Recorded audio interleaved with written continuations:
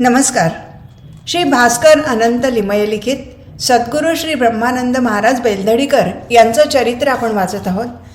आज आपण 19व्या प्रकरणातला पुढचा भाग वाचायला घेतो आहोत.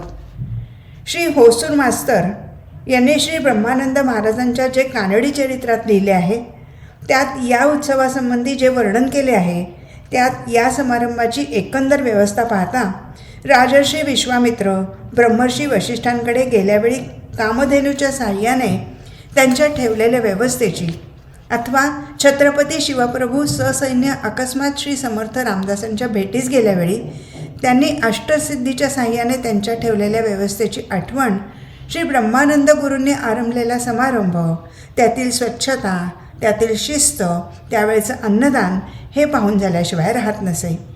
त्या समारंभात स्वयंपाक करणाऱ्यांची मजुरीच तशा स्वस्ताईच्या काळात 6,500 रुपये झाली असा त्यांनी उल्लेख केला आहे. यावरून साहित्य संग्रहाच्या अनुमानाचा आणि जेवण करणाऱ्यांच्या संख्येचा आजमास करण्याचं आम्ही वाचकांवर सोपवतो. त्याचप्रमाणे श्री रामभक्त प्राध्यापक केशवराव बेलसरे यांनीही काही प्रसंगाने या बिद्रहळ्ळीच्या महोत्सवाचं वर्णन आपल्या श्री गोंदवलेकर महाराज यांचं चरित्र आणि वाङ्मय या पुस्तकात केलं आहे. ते मराठीत असल्यामुळे त्याचा इथे उहापोह न करता जिज्ञासू वाचकांनी ते मुळातूनच वाचावे अशी आम्ही त्यांना शिफारस करतो. अशा प्रकारे अत्यंत उत्साहाने आणि वैभवाने सदरहूचा उत्सव 8 दिवस चालला होता.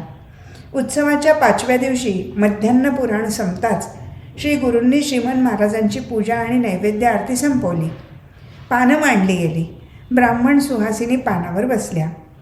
जानकी जीवन स्मरण जय जय राम अशी गर्जना झाली. श्री गुरु श्रीमन महाराजांच्या हातावर आपोषण घालीत असता एक भाविक श्री गुरूंच्या जवळ पळत येऊन भीतीने थरथरत, महाराज, जवळच्याच कुलकर्ण्यांच्या घरची 3 दिवस तापाने अंथरूण धरलेली बाई नुकतीच वारली.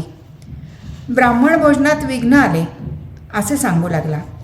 ते ऐकून श्री गुरूंनी हसून, छी खुळ्या, तसं कसं होईल? मंगल कार्यात अमंगल शब्द उच्चारू नकोस. शुभाची इच्छा करणाऱ्यांनी नेहमी शुभवार्ताच बोलावी असं म्हटलं. अघटित घटना सामर्थ्य असलेले श्रीमन महाराज प्रत्यक्षात हजर असताना ब्राह्मण भोजनात विघ्न उद्भवणं कदापि शक्य नाही. श्रीमन महाराजांच्या अनुज्ञेशिवाय ती मरणे शक्य नाही. तू तिथे परत जा. मी श्रीमन महाराजांना भोजनास बसवून तिथेच येतो असं सांगून त्यांनी त्याला परत पाठवलं. श्रीमन महाराजांना आपोषण घालून ब्रह्मवृंदांना त्यांनी भोजनाला बसवलं आणि श्रीमन महाराजांना सर्व हकीकत निवेदन करून त्यांच्या परवानगीने त्यांचं चरणतीर्थ आणि त्यांच्या पानातील प्रसादाचा थोडा भात घेऊन घाईघाईने त्या गृहस्थाच्या घरी श्री गुरु गेले. तोपर्यंत प्रेत जमिनीवर ठेवून सर्व आप्तमंडळींनी भोवती बसून मोठमोठ्याने रडण्याची सुरुवात केली होती. हे करुणाजनक दृश्य पाहताच श्री गुरूंचं अंतःकरण हेलावलं. त्या बाईच्या मृतदेहाकडे त्यांनी कृपाकटाक्ष टाकला. आणलेल्या तीर्थाचं सर्वांगावर सिंचन करून थोडेसे त्यांनी त्या बाईच्या तोंडात आपल्या अमृत हस्ताने घातलं. बाई, सर्व लोक भोजनाला बसले आहेत.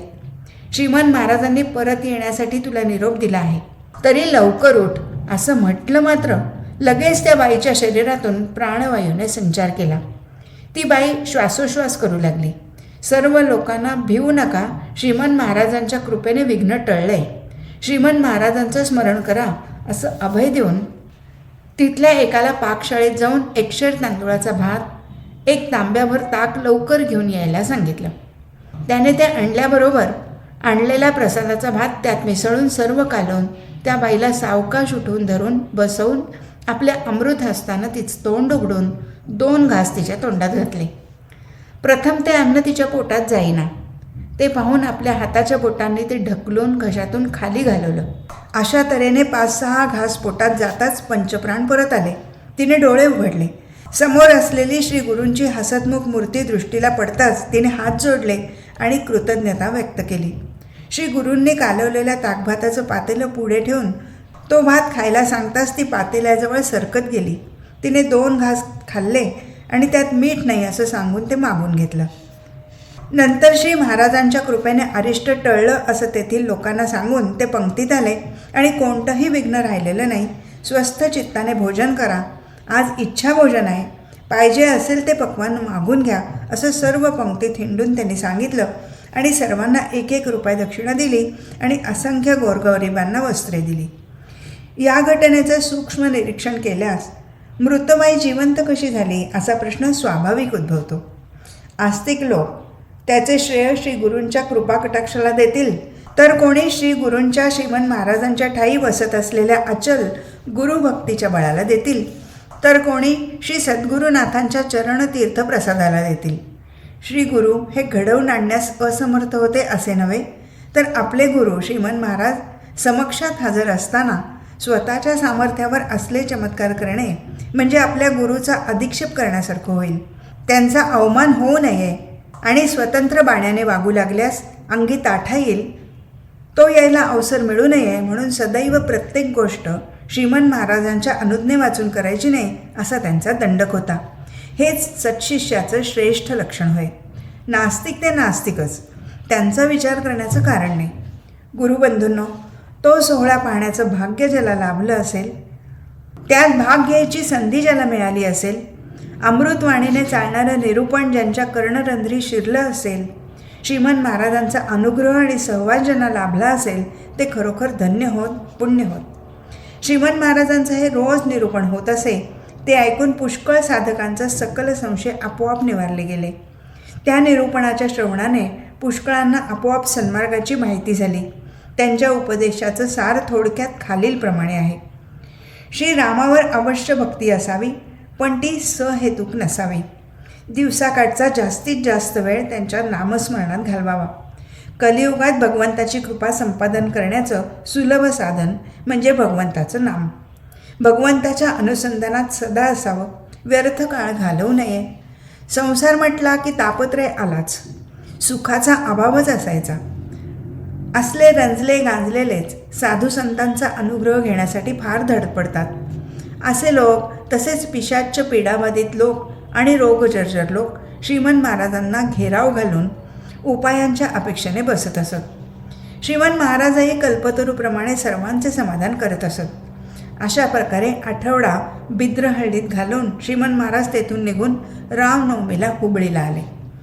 कारण बिद्रहळ्ळीला जाताना केलेल्या राममूर्तीच्या जन्मोत्सवाला आपल्याकडेच आले पाहिजे असा दत्तोपंत तबीब यांचा आग्रह होता.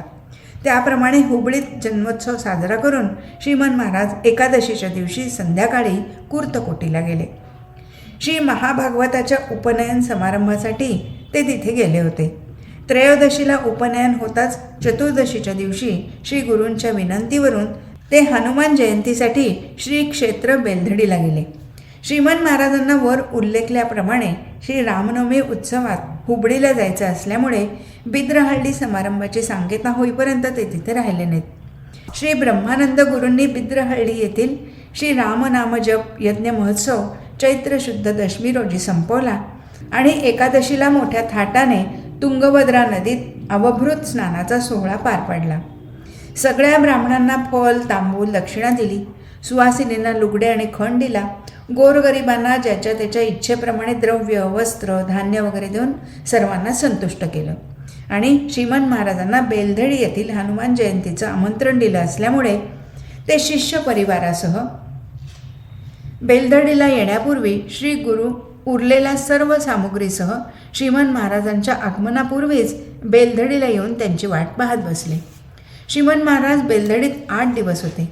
या काळात श्री गुरूंनी श्रीमंत महाराजांना धमणी गाडीतून व्यंकटपुराला नेलं. श्री व्यंकटपतीला पंचामृताभिषेक पूजा करून भोजनोत्तर परत बेलधडीला आणलं.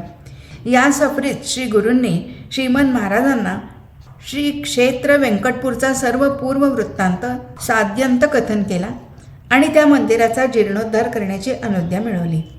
सद्गुरुनाथांच्या आज्ञेशिवाय कोणतीही गोष्ट करायची नाही असा त्यांचा दृढ निश्चय होता. हेच सत्शिष्य लक्षण होय. पुढे 2 दिवस बेलधडीला राहून श्रीमंत महाराज मलसमुद्राला गेले. तेथे 1 दिवस राहून गदगला भाऊसाहेब केतकर इंजिनियर यांच्याकडे गेले. ते त्यांचे एकनिष्ठ भक्त होते. त्यावेळी श्री गुरु त्यांच्याबरोबर होते. श्रीमंत महाराज कर्नाटकात आल्यावेळी श्री गुरूंनी त्यांच्या कार्यक्रमाचा, मुक्कामाचा, भोजनाचा वगैरे आराखडा पूर्वीच तयार केला होता. त्यावर हुकूम त्यांनी तो तंतोतंत अंमलातही आणून दाखवला. श्रीमंत महाराज आगाऊ माहीत असल्याप्रमाणे आचरण ठेवीत असत. एकदा गदग मुक्कामात श्रीमंत महाराजांचा फलाहार गदग इथे आणि झोपण्याची व्यवस्था बेटगिरीतील भाविकाकडे अशी श्री गुरूंनी आखणी केली होती. गदग इथला फलाहार उरकायला फार रात्र झाली. श्री गुरु आणि तो भाविक व्यंकटगिरीत श्रीमंत महाराजांची वाट पाहत होते. तो भाविक कंटाळून झोपण्याच्या विचारात होता. इतक्यात दोघा शिष्यांना बरोबर घेऊन श्रीमंत महाराज तिथे दाखल झाले.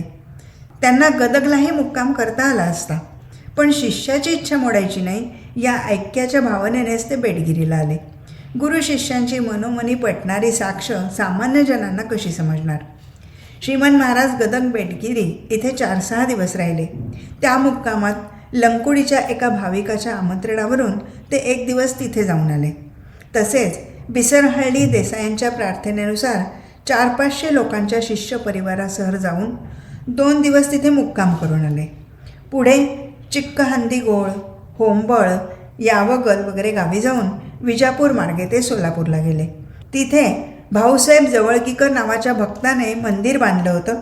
त्या मंदिरात आपल्या अमृतहस्ताने श्रीमंत महाराजांनी श्री राममूर्तीची स्थापना केली. तिथून ते पंढरपूरला गेले. 2 दिवस तिथे राहून श्री पांडुरंगाचं दर्शन घेऊन ते गोंदवल्याला गेले. या सर्व फिरतीत श्री गुरुही त्यांच्याबरोबर होते. परत जाण्याची आज्ञा न झाल्यामुळे ते तिथेच होते. थोड्याच दिवसात भक्त परिवारासह श्रीमंत महाराजांनी काशी क्षेत्राकडे प्रयाण केलं. बरोबर यायला श्री गुरूंना आज्ञा झाल्यामुळे तेही त्यांच्याबरोबर काशीला गेले. काशी क्षेत्री श्रीमंत महाराजांचा महिनाभर मुक्काम होता. त्यामुळे गुरुपौर्णिमा तिथेच झाली.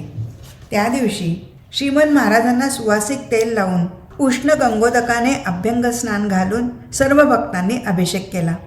नंतर वरील जरीकाठी कफनी परिधान करून केशरी गंधाचं लेपन करून संध्यादी नित्यकर्म उरकून श्रीमंत महाराज शिष्याने तयार केलेल्या सिंहासनावर विराजमान झाले. सर्व भक्तांनी भक्तिपूर्वक त्यांची पूजा केली आणि त्यांना पुष्पमाला अर्पण केल्या. श्री गुरूंनी मनोवाक्काय कर्मे करून एक तुलसीदल श्रीमंत महाराजांच्या पायावर वाहिलं आणि दूर मागे सरून उभे राहून ती मनमोहक मूर्ती तादात्म्य पाहून निरखित उभे राहिले. त्यांना श्रीमंत महाराज म्हणजे प्रेमाचं जणू पुतळाच भासत होते. तसे त्या दिवशी त्यांनी उद्गारही काढले. दुसऱ्या एका प्रसंगी श्रीमंत महाराज शिष्य परिवारासह बसले असताना त्यांनी पाठीमागे हात जोडून उभे असलेल्या गुरूंना हाक मारून हास्यवदनाने, बुवा, हे सर्व लोक मला समर्थांचाच अवतार म्हणतात, तरी श्री समर्थ आणि माझ्यात साम्य कुठे आहे ते सांग, असा प्रश्न केला. वाचक हो, प्रश्न दिसायला अगदी साधा असला तरी त्याचं समर्पक उत्तर देणं कठीण आहे. त्यावेळी श्री गुरूंनी काय उत्तर दिलं असेल असं तुम्हाला वाटतं? श्री गुरूंनी साम्य कुठे आहे हे दाखवण्याचा खटाटोप न करता ते कुठे नाही हे मार्मिकपणे सांगण्याचा प्रयत्न केला. अत्यंत विनयाने श्री गुरूंनी श्रीमंत महाराजांना नमस्कार केला आणि खाली मान घालून उभे राहून, महाराज, श्री समर्थात आणि आपल्यात प्रत्येक बाबतीत साम्य आहे, पण तुमच्याजवळ कल्याणाच्या तोडीच्या सत्शिष्याचा अभाव मात्र आहे. हेच काय ते एक न्यून मला दिसते, असं उत्तर दिलं. श्री गुरूंचं हे मार्मिक उत्तर ऐकून श्रीमंत महाराज प्रसन्न चित्ताने उद्गारले, समर्थ ते समर्थच, त्यांच्यासारखं दुसरं कोणी कसं होईल? ते केव्हाही शक्य नाही. तरी पण ब्रह्मानंद बुवांची योग्यता कल्याणा इतकी आहे यात तिळमात्र संशय नाही. आणखी एके प्रसंगी काशी मुक्कामातच एक दिवस श्री गुरु श्री भाऊसाहेब केतकर, श्री गणपतराव दामले असे बोलत बसले असताना श्रीमंत महाराज स्नान करून फक्त कौपिन धारण करून समोरून येत होते. त्यांना पाहून सर्वजण उठून उभे राहिले. श्री गुरु भाऊसाहेबांना, समोरून येत असलेले कोण ते पाहिलेत का? प्रत्यक्ष श्रीरामच येत आहेत, असे बोलले. ते ऐकून, तुम्हाला ते श्रीरामासारखे दिसत असतील, परंतु आम्हाला ते सामान्य माणसासारखेच दिसत आहेत, असे भाऊसाहेबांनी श्री गुरूंना सांगितलं. ही त्यांच्यातील सहज कौतुकाची भाषा श्रीमंत महाराजांनी ऐकली. श्रीमंत महाराज भाऊसाहेबांजवळ गेले आणि, भाऊसाहेब, खरोखरच माझे स्वरूप अद्याप कोणालाही समजलेलं नाही. यदा कदाचित थोडंफार कळलं असेल तर ते या ब्रह्मानंद बुवालाच, असे उद्गार काढून श्रीमंत महाराजांनी त्यांना ऐकवलं. वरील प्रकारच्या काही उदाहरणावरून श्रीमंत महाराजांविषयी श्री गुरूंच्या मनात किती आढळ श्रद्धा, उत्कट भक्ती, अपार प्रेम वसत होतं हे तर दिसून येईलच. याशिवाय श्रीमंत महाराजांना श्री गुरुदेव न मानता प्रत्यक्ष देवच कसे मानित होते याचीही खात्री पटेल. अशा प्रकारे श्रीमन महाराजांच्या सान्निध्य सुखाचा लाभ श्री गुरूंनी 3-4 महिने घेतला. त्या काळात आनंदामृताचे भरपूर सेवन केलं आणि श्रीमन महाराजांबरोबर सकल तीर्थयात्रा संपवून त्यांच्याबरोबर ते गोंदवल्याला परत आले. पुढे लवकरच श्री गुरूंना परत जाण्याची आज्ञा झाल्यामुळे त्यांनी तेथून आपला मोर्चा तेरदळाकडे वळवला. प्रिय वाचक हो, या चरित्रामध्ये अवगाहन केल्यास अधूनमधून श्री गुरु श्रीमन महाराजांच्या सान्निध्यात काही काळ घालवत असत असे दिसून येईल. याचं कारण एकच, ते म्हणजे मालिन्य नाहीसे करणं आणि त्यांना एक प्रकारचा नवा उजाळा देणं हे होय. श्री सद्गुरू ब्रह्मानंदार्पणमस्तु. प्रकरण 20. श्री ब्रह्मानंद गुरूंचे तेरदळास प्रयाण. श्री ब्रह्मचैतन्य महाराजांच्या बरोबर काशी यात्रा करून गोंदवल्याला परत आल्यावर श्रीमन महाराजांची त्यांना परत जाण्याची आज्ञा झाली. दर खेपेला आज्ञा होता श्री गुरु कर्नाटक प्रांती बेलधडीला किंवा व्यंकटपुराला प्रथम जात असत. पण या खेपेला मात्र ते गोंदवल्याहून जे निघाले ते सांगली संस्थानातील तेरदाळ तालुक्याच्या गावी प्रथम गेले. मागील प्रकरणात श्री महाभागवताची वाचकांना ओळख झालीच आहे. ते ब्रह्मानंद गुरूंचे गुरुबंधू होत हे वाचकांच्या ध्यानात येऊन चुकलंच असेल. बिद्रहळ्ळीच्या नामजपयज्ञाच्या महोत्सवात ते जातीने उपस्थित होते. ते बहुधा श्री ब्रह्मानंद गुरूंना परत जायची आज्ञा झाल्यावेळी गोंदवलेला असले पाहिजेत. त्यांनी श्री ब्रह्मानंद गुरूंना तेरदळाला प्रथम 1910 साली आणून सोडलं. श्री महाभागवतांची एक मुलगी रा विष्णुपंत मरळीकर, ज्यांना लोक तेरदाळ गांधी म्हणत असत, त्यांच्या थोरल्या मुलाला दिली होती. त्या मुलाला म्हणजे श्री भागवतांच्या जावयाला क्षयाची व्यथा असल्यामुळे बहुधा त्यांनी श्री गुरूंना तिथे नेलं असावं. विष्णुपंत मरळीकर हे सुविचारी, सद्वर्तनी, देवधर्मावर आस्था असलेले, स्पष्ट वक्ते व कोणाचीही भीडभाड न ठेवणारे, नेहमी सत्याची बाजू घेणारे होते. ते श्री गुरूंच्या भजनी लागले आणि आस्ते आस्ते त्यांचा शिष्य संप्रदायही तिथे खूप वाढला. तेरदळाला ते गणेश चतुर्थीच्या सुमारास आले आणि लागलेच तिथल्या ग्रामस्थांमध्ये प्रेरणा प्रसारित करून तिथे भाद्रपद शुद्ध अष्टमीपासून पौर्णिमेपर्यंत श्री रामनाम सप्ताह त्यांनी साजरा केला. तेरदळाच्या लोकांनी त्या सप्ताहाच्या वेळी नामावर जे प्रेम दाखवलं त्यामुळे श्री ब्रह्मानंद गुरू खरोखर भारावून गेले आणि त्यांनी कर्नाटकस्थ मंडळींना त्याबाबत एक पत्र पाठवलं. त्यात तेरदळातील लोकांच्या नामावरील प्रेमाचं उत्तम वर्णन केलं आहे. ते असं: श्रीराम, तेरदळ. आम्ही तेरदळला येऊन 3 दिवस झाले. कालच्या गुरुवारी अखंड नामस्मरणाला प्रारंभ झाला. इथल्या सप्ताहाचे वर्णन करणं असाध्य. संध्याकाळपासून 6 तास रात्रीपर्यंत शेकडो लोक प्रेमाने नाचत नामस्मरण करतात. देवळात मावणार नाहीत इतके स्त्री पुरुष जमतात. सारखे नामस्मरण चाललेले आहे. हे सर्व पाहता श्री महाराजांची कृपा तेरदळ येथील लोकांवर पूर्ण आहे असे म्हणायला हरकत नाही. या लोकांना कृतार्थ व्हायला हरकत नाही. बेटगिरीच्या लोकांना आशीर्वाद. ब्रह्मानंद. अशा तऱ्हेने श्री रामरायाच्या नामावर तिथल्या लोकात भक्तियुक्त अभिरुची श्री ब्रह्मानंद गुरूंनी उत्पन्न केली. तिथला सप्ताह संपवला आणि कर्नाटकी प्रयाण केलं. कर्नाटकात आगमन होताच ठिकठिकाणच्या भक्तांच्या इच्छेप्रमाणे छब्बी, आरळीकट्टी, अलबाळ, सावशी, कुंदगोळ, गामनगट्टी, आडनूर, खन्नोस, हरिहर, दावणगिरी वगैरे गावी आणखी अनेक लहान लहान खेड्यातून सुद्धा नामसप्ताह केला. भारी भोजने घातली. जनसामान्यात भगवंताविषयी आस्तिक्य वृत्ती जागृत केली. श्री रामनामात प्रेम उत्पन्न केलं.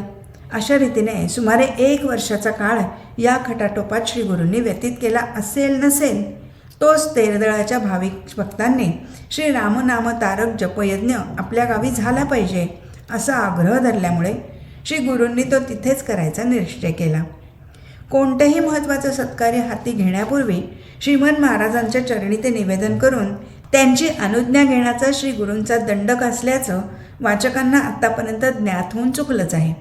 त्यासाठी म्हणून श्री गुरूंनी प्रथम तेरदळच्या भाविक भक्तांना श्रीमन महाराजांकडे पाठवलं.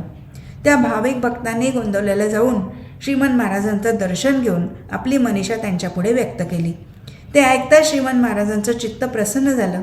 प्रसन्न चित्ताने श्री रामनाम तारक जपयज्ञाला प्रारंभ करावा म्हणून फल आणि मंत्राक्षता देऊन आशीर्वादपूर्वक त्यांना परत पाठवून दिलं. आज्ञा मिळताच त्या भक्तांना आनंदाचं भरतं आलं.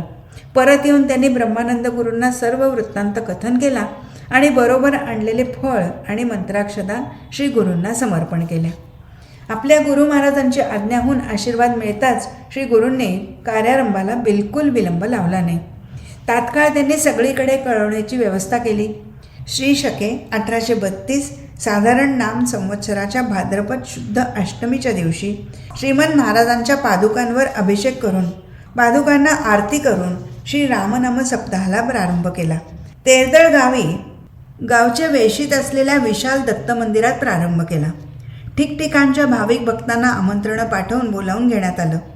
पौर्णिमेच्या म्हणजे समाप्तीच्या दिवशी ठीक अरुणोदयाला श्री गुरु महाराजांच्या पादुकांना तसंच श्री गुरुदत्ताला अभिषेक आणि आरती करून 13 कोटी श्री राम नाम तारक मंत्राच्या जपाचा संकल्प करण्यात आला. श्रीमंत महाराजांनी दिलेलं महाफळ श्री गुरुदेवापुढे ठेवून आधी जपाला प्रारंभ करून नामसप्ताह संपवण्यात आला.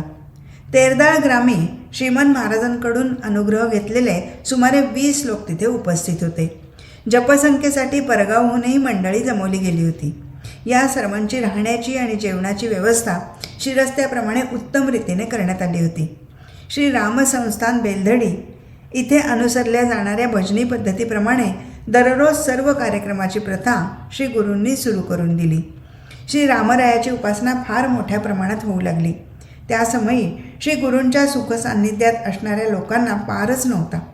तेरदाळच्या नामजप यज्ञाच्या वेळी जप करणाऱ्यांची संख्या वाढत कितीपर्यंत गेली हे त्यावेळी श्री गुरूंनी पाठवलेल्या एका पत्रावरून सहज समजण्यासारखी आहे. श्री रामसमर्थ तेरदाळ. श्री रामभक्त पारायण रा रंगप्पा कुलकर्णी होंबळ यांना ब्रह्मानंद कुरुत अनेक आशीर्वाद. क्षेमकारण मी तेरदाळास आल्यावर जप सुरू झाला आहे. दर दिवशी जप करण्यास 60 लोक आहेत. ते ब्राह्मण आहेत. आणखी 20 लोक पाहिजे असल्यामुळे हे पाहता क्षणीच तुम्ही खाली लिहिलेल्या सर्वांना बोलावून घेऊन आले पाहिजे. तिरकंबट काशीकर, मूललप्पा बेटगिरी, त्यांच्या वडिलांची परवानगी मिळाल्यास श्रीपाद भट्ट गदग, श्रीपाद भट्ट गुडकेरी, महादेवप्पा चिक हंदिगोळ सवड झाल्यास हणमंतप्पा चिक्क हंदिगोळ, जीवनराव देशपांडे धारवाड, दत्तभट जोशी धारवाड, गुरुनाथ धारवाड अशा लोकांना बोलावून घेऊन तीव्र यावे. कुडची स्टेशनवर उतरून 5 कोस गाडी करून यावे. 4 महिने इथे राहून जप करण्यासाठी आणखी कोणी कबूल असतील तर त्यांनाही बरोबर घेऊन यावे. आशीर्वाद ब्रह्मानंद. अशा प्रकारे अनेक गावातील भक्त लोकांना पत्रे लिहून शेकडो लोकांना बोलवून त्या सर्व लोकांचा योगक्षेम श्री गुरु पाहत असत. खरं सांगायचं झाल्यास श्री गुरूंची ही कृती त्यांच्या विश्वकुटुंबत्वाची प्रत्यक्ष साक्षच नव्हे का? ज्या भक्तांना या संबंधात श्री गुरूंकडून पत्ररूपाने आज्ञा होत असे आणि अशा पत्रात ज्या ज्या भक्तांचा उल्लेख येत असे ते खरोखर धन्य होत. पत्राप्रमाणे अशा प्रसंगी प्रत्यक्ष हजर राहून त्यात भाग घेण्याचं भाग्य ज्यांना लाभलं त्यांच्यावर श्री गुरूंची पूर्ण कृपा होती असंच म्हणायला नको का? आणि अशा सुसंधीतला बोलवून देखील लाभ न घेता आला असेल त्यांच्यासारखे दुर्दैवी तेच. तेरदाळ इथला श्री रामनाम जपयज्ञ किती थाटात झाला याचा वृत्तांत श्री गुरूंनी श्रीमंत महाराजांना कळवला होता. त्यावेळी श्रीमंत महाराजांकडून श्री गुरूंच्या पत्राला आलेलं उत्तर खालीलप्रमाणे होतं. श्री रामपरायण सर्व उपमायोग्य राजमान्य राजेश्री श्री ब्रह्मानंद बुवा यासी अनेक आशीर्वाद विशेष. कारण आपले पत्र पोचले. जपाचे सुरुवातीबद्दल आनंद झाला. असाच अखंड जप व रामाची सेवा करत असावी. सोडूने काम क्रोध लोभ अभिमान स्वानंदात करावे चिंतन. हेच ऐकावे वचन तुम्ही माझे जीवाचे जीव प्राण. शेवटची सांगितले खूण कळावे हा आशीर्वाद. जप करणारे सर्वत्र मंडळीस आशीर्वाद. ब्रह्मचैतन्य. वाचक हो, श्रीमंत महाराजांच्या प्रत्येक पत्रात विशिष्ट तऱ्हेचा उपदेशाचा डोस असतोच असं आत्तापर्यंत आपल्या निदर्शनास येऊन चुकलं असेल. वरील पत्रावरून तर खात्रीच होते. आपल्या सच्शिष्याला जागे करण्याचा त्यांचा मानस उघड दिसत आहे.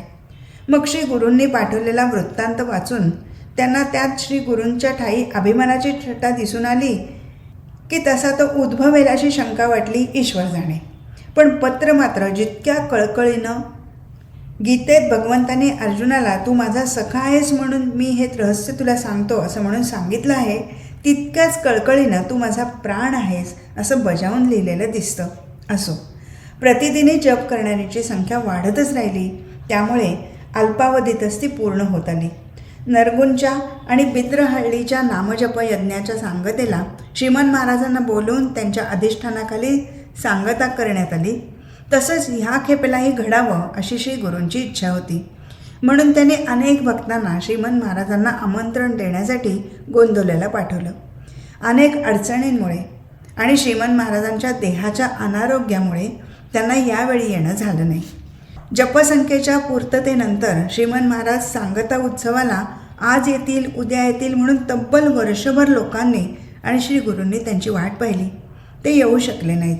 अखेरीला सांगता महोत्सव उरकून घ्यावा अशी जेव्हा श्रीमंत महाराजांकडून स्पष्ट आज्ञा आली, तेव्हा अनिवार्य पक्षी श्री गुरूंनी श्री शके 1834 परिधावी नाम संवत्सर इसवी सन 1912 भाद्रपद शुद्ध अष्टमीपासून पौर्णिमेपर्यंत नामसप्ताह, कीर्तन, पुराण, प्रवचन, वेदपारायण, होम हवनादी कार्यक्रमांनी सांगता महोत्सवाला प्रारंभ केला.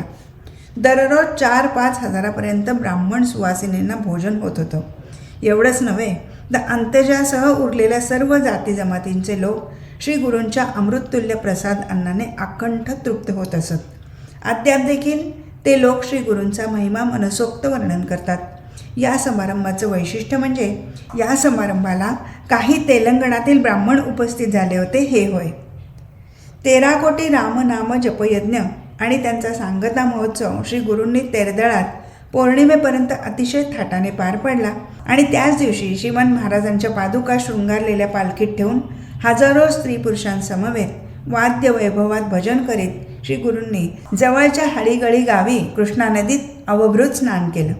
महोत्सवाला दूरदूरच्या आलेल्या पंडितांना तसंच पामरांना ज्याच्या त्याच्या योग्यतेप्रमाणे द्रव्य, वस्त्र, शालजोडी वगैरे देऊन आनंदित केलं आणि श्रीमंत महाराजांच्या आज्ञेप्रमाणे ते बैलगाडीला रवाना झाले.